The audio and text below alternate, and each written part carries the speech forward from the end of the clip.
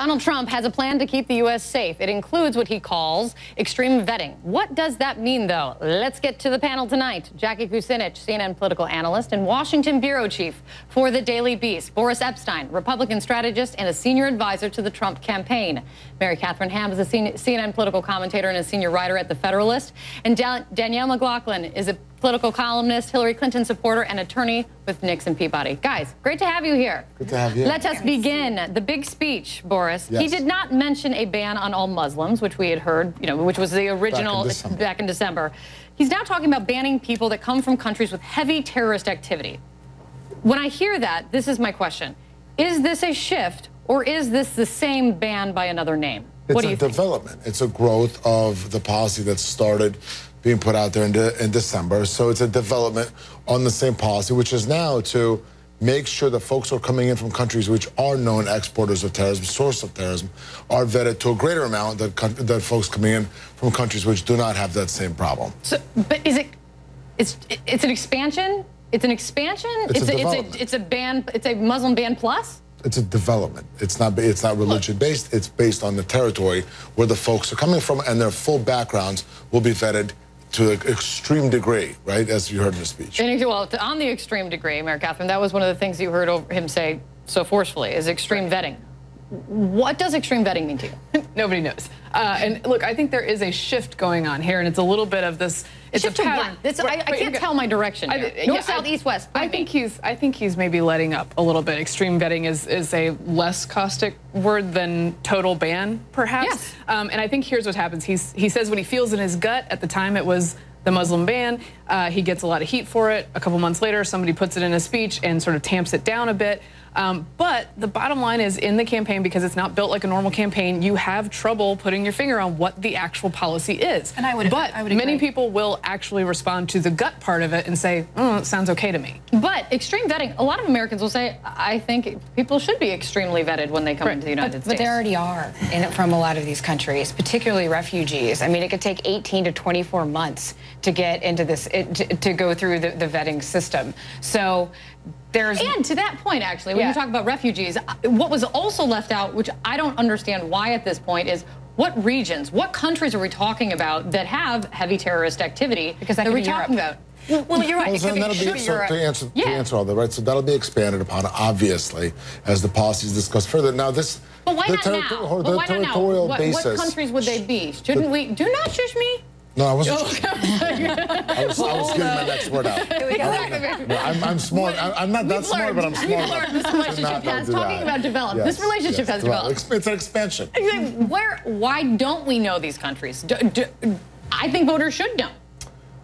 The key is not the specific countries. The key is what is going on in those countries, and that will change over time. If a country right now is not a basis of terrorism, not an exporter of terrorism, but that happens. 10 years ago, did you really think of Nigeria as a terrorist hotbed? No, but now you see what's going on with Boko Haram. I think the problem here is and then hold on, let me just finish. And if you look at what's going on with the refugees, the United States of America has taken on more refugees than all of the EU, and you see what's going on in the EU. It's about 8,000 to 6,000. Can we? I want to get your take, but I really have some other topics that I really want to get to because I always go off the rails. We've got to talk about debate prep because that is actually something that's in the news today. Because the first debate is at the end of September, a big opportunity for Donald Trump. Talking about Bigley came out today. New York Times reporting that the former head of Fox News, Roger Ailes, Fox News owned by Rupert Murdoch, he is advising Donald Trump ahead of the campaign. The campaign put out a statement saying that's not true. CNN is reporting, though, that they're at least talking. What does that say to you? What this says to me is that Donald Trump is going to do what Donald Trump wants to do, and we've seen that since he came down that escalator with Melania over a year ago. Ailes obviously advised Nixon, he advised the first Bush. He was Reagan. Sought after political strategist before he ran the TV network. The extent to which Donald Trump has, I guess, alienated female voters, at this point I'm not sure that Ailes advising her or not really makes a difference. And here's the background for our international viewers, and this is the PR perspective that I want to get from you. This is a man who was pushed out over a sexual harassment lawsuit. After the sexual harassment lawsuit came out, Roger Ailes was hit by other allegations from a string of women that he worked for. You were a contributor at Fox News. Right. From a PR perspective, is this good for Donald Trump? Well, I think it illustrates a perfect thing about the Trump campaign, which is its tendency to take certain strange strengths that Trump has, and he does have them, but also step on them in almost equal degree at the same time. And the Roger Ailes hire is a perfect example where you can say, yes, he's helped these people in the past, but also he's this giant liability in this particular way. I would like to correct something. The word hire is a misnomer. He has not been hired. But does that matter? But the campaign has specifically stated that he is not acting in a formal or informal manner in any way related to the campaign. But we're talking about hard news. I just want to point out. But even if he's not paid, I do wonder, does it matter? If you've got a problem with female voters and you even talk to a guy, you take advice from a guy who I mean, this is not just some friend that might have some problems in his past. This is Roger Ailes. Like, this is this is a name that America knows. He's also continuing to advise 21st Century Fox, for example. So Roger Ailes. 21st Century Fox is not running for president, though. Donald Trump and Roger Ailes have known each other for a long time. Whether they talk personally or not is neither here nor there. Specifically, he's not advising the campaign in either a formal or informal manner. But this is also a pattern of Clinton's going to make a whole stink about it. Well, listen, the New York Times will take anything and blow it out of proportion, as we've heard. Maggie Haberman is a great reporter. Jackie, what are your thoughts?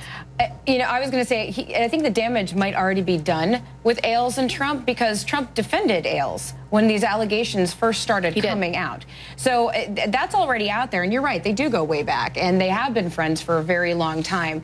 And you can't imagine, I mean, they're talking on the phone, right? I mean, even if he's not advising him, they communicate. Roger Ailes also talks to a huge number of people in this business all over the city. If we go and talk about everyone he talks to, he probably, it's a pretty huge percentage. But they're not all running president. They're not all running president. So we're talking about debates. Political reporting that Hillary Clinton has posted a job saying, who's going to play Donald Trump in my debate prep? Debate prep is very important when it comes, obviously, ahead to the general election debate. Jackie Kucinich, who should play Donald Trump in debate prep? I'm going to say Mark Cuban. Another billionaire who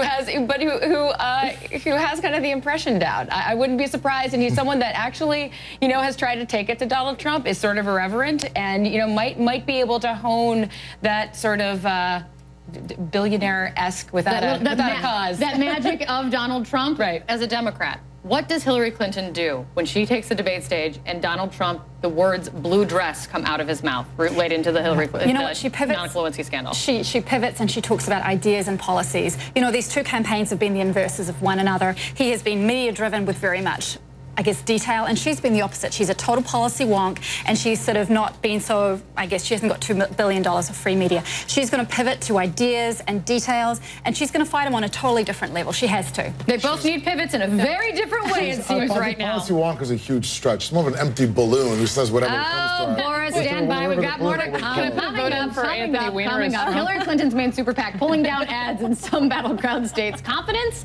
or overconfidence? We've got plenty of confidence at this table tonight. We'll be right back. What were you saying? Sorry.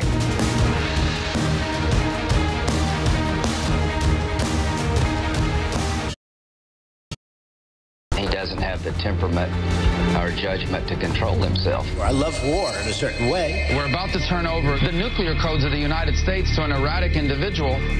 Priorities USA Action is responsible for the content of this advertising. That's a TV commercial supporting Hillary Clinton. Who's not going to be seeing that? Voters in Virginia, Colorado, and Pennsylvania. Priorities USA, that's the name of the main super PAC supporting Hillary Clinton, is citing strong poll numbers in those states, and that's the reason they're not going up. Let us discuss. Jackie, this is a big deal. Put this in perspective. It's not just polling some ads. They're pulling ads off the airwaves in September in these key states. Smart or overconfident? I think there might be a little bit of overconfidence here. I'm not going to lie, because it does seem like why would you quit winning when you're winning? And you got a whole lot of money. And they are diverting resources to other places, and they are trying to widen the map, and that does make a lot of sense when you talk about a campaign. But because this race has been so fluid, and we've seen polls sort of fluctuate, I do wonder about that strategy, because it's been very unpredictable this cycle, to say the least. The head of the super PAC, Guy Cecil, he was on with me earlier today, and he would not say, Danielle, where they're going to be putting the money that they're now saving from these states. Where would you be putting the money? I'd first start with Utah. I think Utah is a place where she's looking like she might be able to take it back. She might be able to turn that state blue.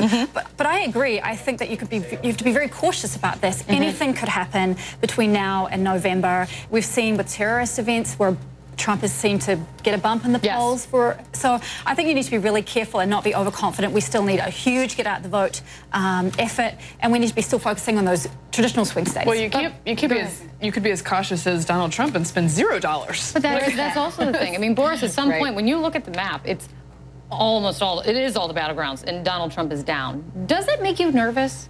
Does it make me nervous? Absolutely not. Why? Because we have 84 days to go, and I am confident that as the polls are fluid, and they will absolutely tighten the next couple weeks. We're in the dog days of summer here. There's a lot of time left. In the end, it's all about the top line message. And I firmly believe that once the voters have a binary choice between Hillary Clinton, who's a lifelong failure at everything she's ever done, from being a lawyer to being Secretary of State, and Donald Trump, who's bringing new, fresh ideas on national security and foreign policy, the voters will go for him. Now, as far as this issue goes of pulling ads, I'm shocked. Specifically in Pennsylvania, she's just been in Pennsylvania for 2 days straight. So for them to pull their ads, it seems strange. You know, Guy Cecil makes his own decision. Supposedly they're not, correlating with the let's not play this game. But I'm sure they are somehow. But listen, again, it's up to them. But the Hillary campaigns have a long history of being overconfident. 2008 against Barack Obama was an example of that. It's so funny that you mentioned there's a long time to go, except there is this awesome thing we like to call in the United States, early voting. People in two key states, we won't get into it, two states, they're already actually starting to vote in September 23rd. I think you can start early voting. Other key states, October 12th, like Ohio, early voting. So much time left to turn things around? Right. It is a different environment, and say what you will about Trump and what will eventually happen, it's his job to highlight the binary choice. And one of the ways you do that is with a lot of ads. She has a lot of ads, and I think it is sort of surprising he's as close for having spent $0, but at what point do you start fighting? Because the argument was, I'll start fighting after I clinch, I'll start fighting after. When do you start fighting? We're fighting now, right? As part of the campaign, I will tell you, I will guarantee you, we're fighting now. Are we a little behind? Of course, she's been the presumptive nominee for 2 years, right? Yeah, but she's been running ads during the Olympics. So, I mean, to talk about the dog days of summer, people are sitting in front of their TVs right now watching the Olympics. We are we're absolutely ramping up now. You'll see more and more ads out there. They're already out in a lot of the battlegrounds, and they will continue to expand. We're very confident by the time that folks are actually truly thinking about that choice, about how they're going to vote, they will see plenty of ads from our side. And as someone who is paid to and personally not paid to, addicted to politics, it still blows my mind that people aren't paying attention to this election. Final thought. My only thought is this. So media strategies, when you get free media, you don't control the message. When you make an ad buy, you do control the message. You link that through all levels of your campaign to the core values of your campaign. And so starting that late, I think, is really a problem for free media, he's gotten a lot of it. Don't know if it's all helped him. Guys, this was fun. Thank you so much. Thank you. Thank you. There are 84 days, or a lot less if you're talking about early voting, but 84 days left until the election. That is the state of the race tonight here in America. The news continues next on CNN. We will see you back here tomorrow. Thank you.